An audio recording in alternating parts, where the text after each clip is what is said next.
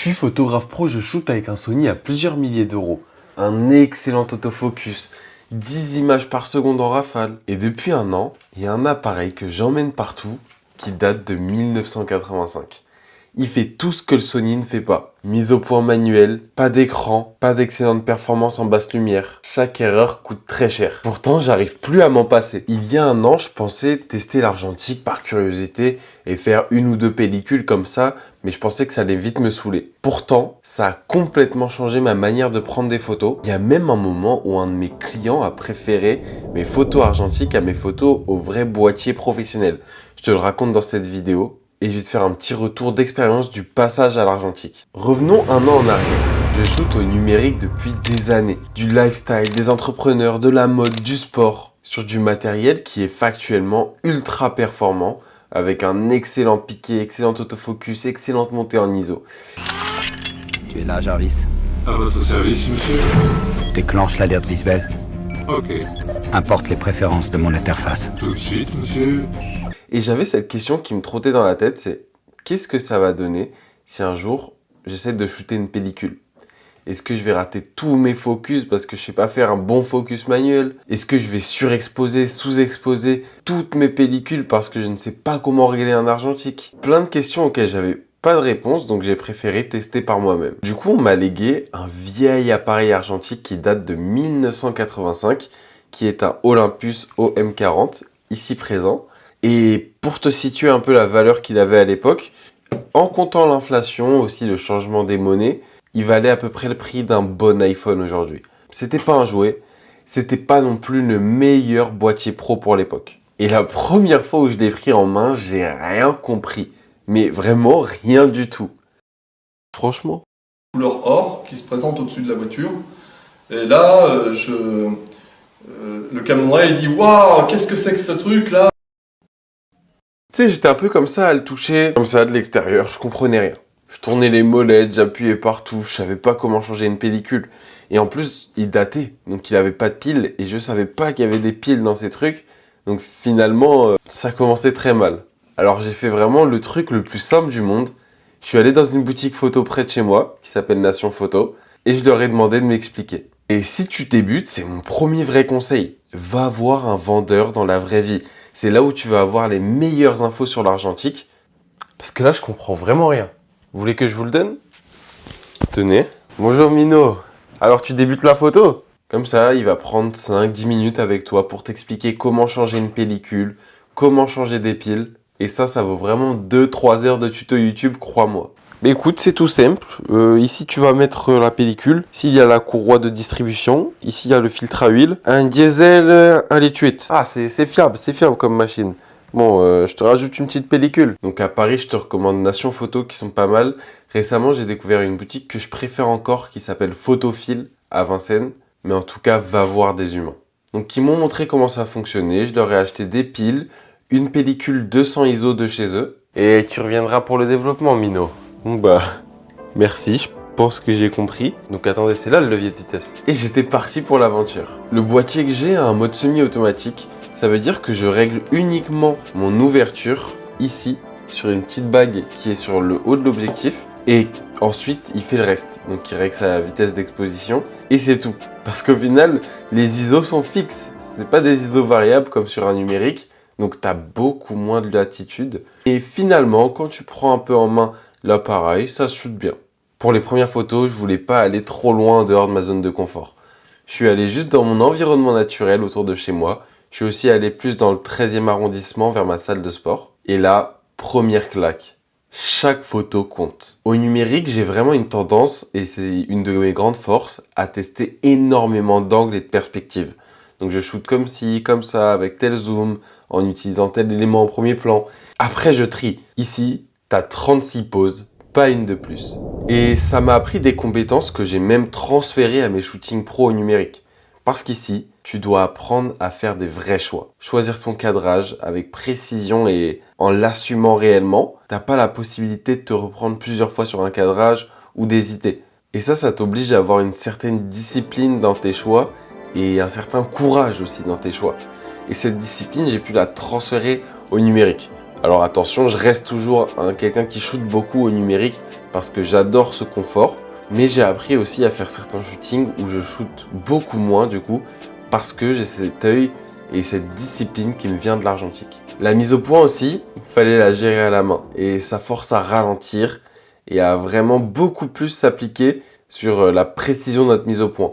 Après ça, c'était déjà un point fort que j'avais au numérique parce que j'estime que la mise au point, c'est quelque chose d'extrêmement important et presque un peu sous-coté chez certains débutants. Donc ça n'a jamais été un problème que j'ai eu en soi. Ensuite, j'ai fini cette première pellicule dans le sud, à Uzès, à Nîmes, et je l'ai ramenée à la boutique photo pour développement. Et là, toute nouvelle expérience que je connaissais pas du tout.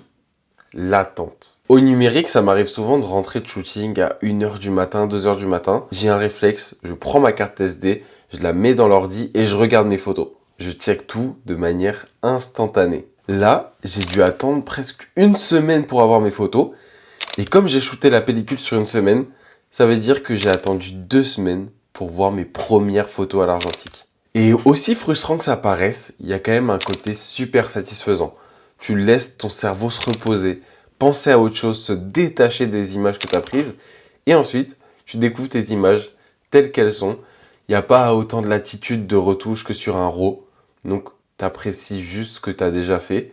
Et au moment de shooter, tu apprécies vraiment juste le moment présent parce que tu te concentres pour faire ta photo, tu donnes tout pour faire ta photo, mais ensuite, c'est plus entre tes mains. Et quand j'ai reçu les photos par mail, j'étais en plein shooting au château de Versailles et franchement, le rendu m'a choqué. Quasiment aucune expo ratée. Beaucoup de très bonnes compositions que j'ai franchement adorées et le rendu des couleurs était certes beaucoup moins sharp que sur mon numérique, mais il avait un charme que j'avais jamais vu sur mes photos. Ça, c'était il y a 1 an. Et depuis, j'ai shooté une dizaine de pellicules. Pas de façon ultra régulière, honnêtement, parce que quand tu enchaînes les prestations avec ton appareil numérique, que tu es dans ce truc de travail, aller chercher des clients, faire la retouche, tu penses pas toujours à sortir ta petite bécane, tu vois. Pourtant, j'y suis toujours revenu et à chaque fois que j'y suis revenu, ça m'a fait un bien fou. Et j'ai appris des trucs que je pensais jamais apprendre. Le plus gros, c'est la gestion de la lumière. Si tu viens du numérique et plus précisément de Sony comme moi, même si ça s'applique à plein d'autres boîtiers, tu as tendance à sous-exposer. Parce qu'un Sony, ça a énormément de data dans les ombres. Je sais que je pourrais récupérer les données dans le noir en post-production. En argentique, c'est littéralement l'inverse. La pellicule gère ultra mal les ombres, il n'y a rien là-dedans. Par contre, elle gère super bien les hautes lumières et c'est comme s'il y avait un filtre qui, quand tu arrives dans les hautes lumières, venait en fait compresser un peu la lumière et ça veut dire que quand tu es dans les hautes lumières, tu as toujours de l'info. Bien sûr, si tu n'as pas complètement ultra cramé ton image. Donc en argentique, si tu dois faire un choix, vaut mieux exposer pour les hautes lumières plutôt que pour les ombres. C'est ce que tu dois retenir. Maintenant, tu peux aussi laisser l'appareil gérer. S'il y a encore un bon mode de mesure, ça devrait être plutôt pas mal. J'ai même eu l'occasion de shooter des pellicules périmées de 10 à 20 ans. Le conseil si tu tentes ce genre d'expérience, c'est qu'il faut la surexposer d'un stop tous les 10 ans de péremption. Ça va revenir à 1 ou 2 stops pour la plupart des pellicules périmées. Mais honnêtement, c'est pas une science exacte et c'est ça qui est beau. Tu shootes, tu sais pas ce que ça va rendre et ça peut te rendre des masterclass comme des trucs un peu plus chelous mais qui ont toujours un sens artistique. J'ai aussi fait quelque chose que j'attendais depuis longtemps. Ma première série photo 100% à l'argentique avec Loïs, une modèle et pote. Et cette série, je l'ai adorée parce qu'il y a un look que je pourrais pas forcément produire de manière aussi brute au numérique. Il y a quelque chose de très nostalgique, de très organique, de très vivant que j'adore. Et j'en arrive au moment dont je t'avais parlé au début, c'est qu'une fois, je suis en shooting avec un gros influenceur qui s'appelle Béné. Salut à toi si tu passes par là. Je le shoot au numérique et par moment, je sors l'argentique pour le kiff. Et au moment de livrer les photos, il m'envoie un message qui m'a énormément surpris. Il hésite entre les photos numériques, shootées au flash, parfaitement retouchées avec de la colorimétrie, et les photos argentiques.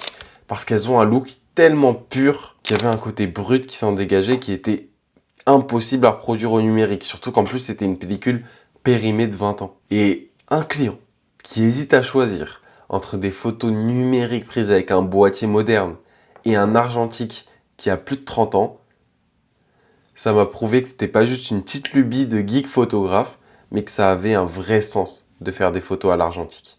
Mais je vais être honnête avec toi. La raison pour laquelle j'ai pas lâché l'argentique, elle est pas du tout technique ou artistique.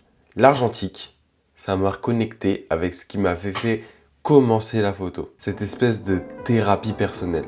Parce que tu réfléchis chaque photo avant de la prendre. T'es présent, tu recharges ton appareil, tu changes les pellicules. T'es obligé de ralentir le moment et de te détacher du résultat.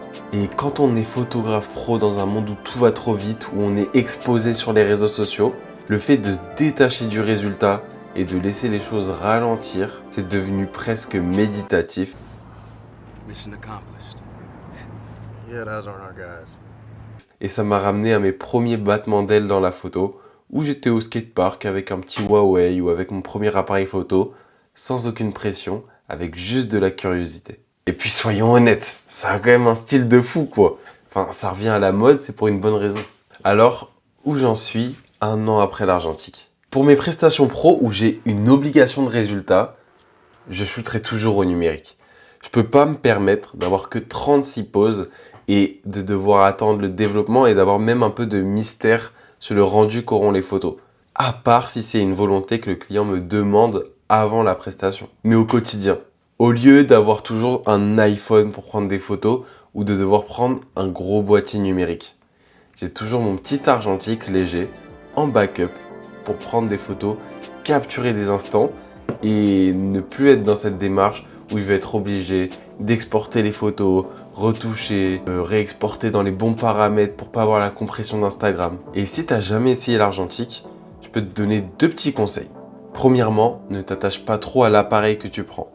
En numérique, on dit que l'appareil ne vaut rien, alors que c'est un peu vrai, un peu faux. Mais en argentique, c'est encore plus vrai. Parce que en théorie, c'est juste une boîte qui est censée faire du noir et laisser ta pellicule s'exposer et refaire du noir. Donc, il n'y a pas une énorme différence entre les boîtiers. Même si, bien sûr, il y a toujours une grande différence entre les optiques. Et surtout, au début, ne te prends pas la tête avec des shootings, des projets trop structurés. Essaye d'appréhender l'argentique petit à petit en faisant des petites photos du quotidien, en te faisant peut-être des petits projets mais uniquement personnels. Et tu vas voir que cette non-pression, ça va te permettre de l'appréhender super vite et d'apprécier ce moment. Là, je t'ai donné mon ressenti, 2-3 petits conseils sur le tas. Mais si jamais tu veux que je t'explique plus concrètement comment on fait pour shooter à l'argentique et des conseils concrets pour débuter, au niveau du matos, des pellicules, du rechargement, de la manière dont on va shooter comparé au numérique, je peux t'en faire une vidéo. Dis-moi en commentaire si ça peut t'intéresser. Et si t'es arrivé jusqu'ici, t'es sûrement passionné par la photo, alors je te mets un petit lien en commentaire avec une autre vidéo YouTube qui va t'apprendre à devenir photographe rémunéré dès cet été. Alors si cette vidéo t'a plu, n'hésite pas à t'abonner, c'est super important. N'hésite pas à mettre un petit j'aime, ça soutient mon travail. Et encore une fois, si tu veux d'autres vidéos sur l'argentique, n'hésite pas à me le dire en commentaire.